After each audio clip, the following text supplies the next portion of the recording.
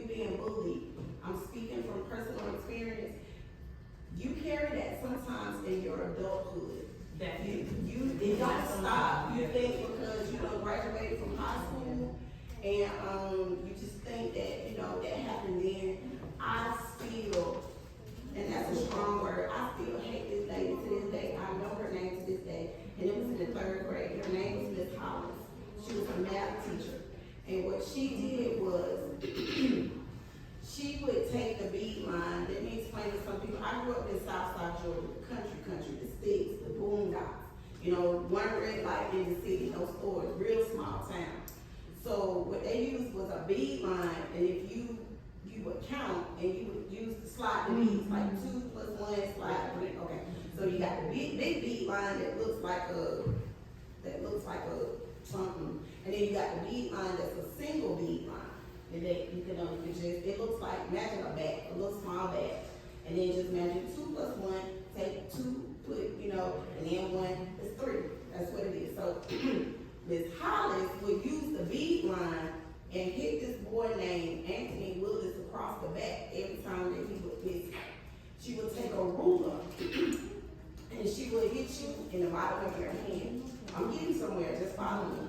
She would make you take your shoe off, and she would hit you under the bottom of your feet.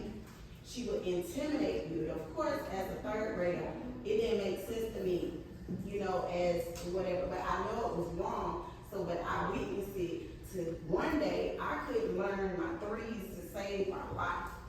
And I knew all of them, and I'll never forget, it was 3 times 5. I would say 18. I just couldn't get it. Couldn't get it, Miss Miller. And when she would make you come up to the board, and when you wouldn't do it, she would whack. She would just hit you with the bead line. So I said all my 3s, and I almost, like she told me, 3 times 5.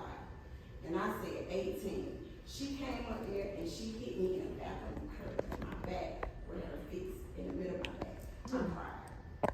I went home and I told my dad. And I said, Miss Hollis hit me. Now I ain't just paying the child to tell everything. I used to kind of handle my own stuff. You hit me, I'm gonna hit you back. Or, I don't talk back to rent, I don't talk back to wrong folks. That was my thing. But you hit me, I'm gonna hit you, I'm gonna straight my own stuff. But I had never dealt with that before. So I said, Daddy, she hit me in my back.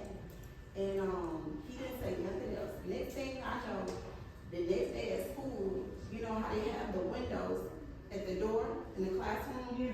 I was doing my work and someone said, shut up. And so I looked, and sure enough, he was looking in the classroom, and it was about 3 or 4 people with him. So he came in the classroom. I need y'all to hear me well. He came into, they opened the door.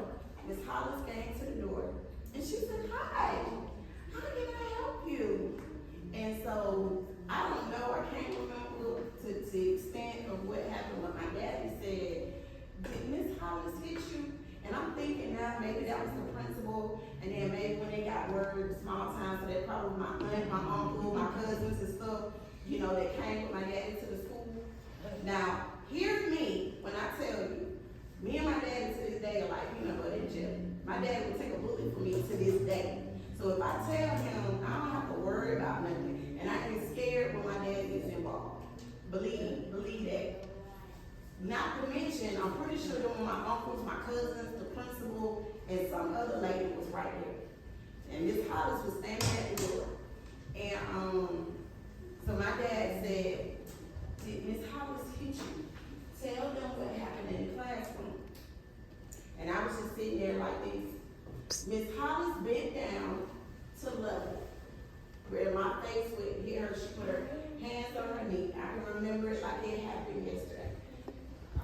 She put her hands on her knee and she bent down to me. She said, Shirley, sweetheart, did I hit you? I said, no, ma'am. I said, no, ma'am, you didn't hit me. My dad said, you sure? And I ain't known to be no liar. That's key. But that lady scared me so bad that I would lie in front of my daddy that I know got my back. So sometimes you need to pay attention to your children when they tell you one thing, and then but I thought you said, and then they switch up. There's a reason for it. They're more intimidated in that classroom than they are the protection that they know that you got for them. So that's just a thing. And I'm knocking at the door at 5:00, and I'm telling you, I can't stand that lady to this day because she made me lie to my daddy because I was so scared of her. Because I'm worried about, I gotta come back to her classroom tomorrow. I seen what she did to Anthony Willis. I saw what she did, but I ain't telling. And if he say, Shirley, he hit me too, I'll be the one that won't say it. I'll be the one that won't say it. So I'm saying that to say, Josiah,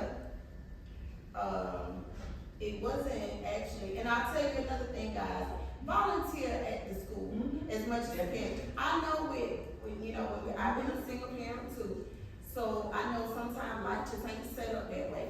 But do something in a capacity. It is nothing but just sending money, sending water, sending something, just so that they can just, have an ocular of Josiah's mom or Kira's sister's nephews.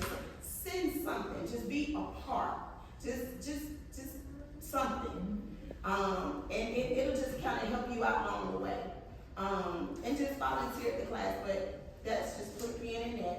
So to tell you what happened at Josiah, one of the, because I volunteered at the school, one of the people on the bus, one of the monitors told me that, she said, hey, I'm supposed to report this, but I'm gonna tell you. And I said, is everything okay? She was like, no. She said, Josiah came to me on several occasions on the bus and said that he wanted to kill himself. He said, I just want to die, I just want to kill myself. So when she told her, if you know your child with your every being, now I'm not saying Josiah won't do nothing wrong, but he's a good kid. I just leave it at that. He's a good kid. And I'm pretty much in tune with him. I'm like 99% of the parent. How old is Josiah? Josiah is 9 years old. Josiah has sisters and brothers, but he didn't grow up with them. And Josiah is, thrives on discipline. That is first and foremost. We don't play. I don't play that. And I always tell him, don't disrespect no adult.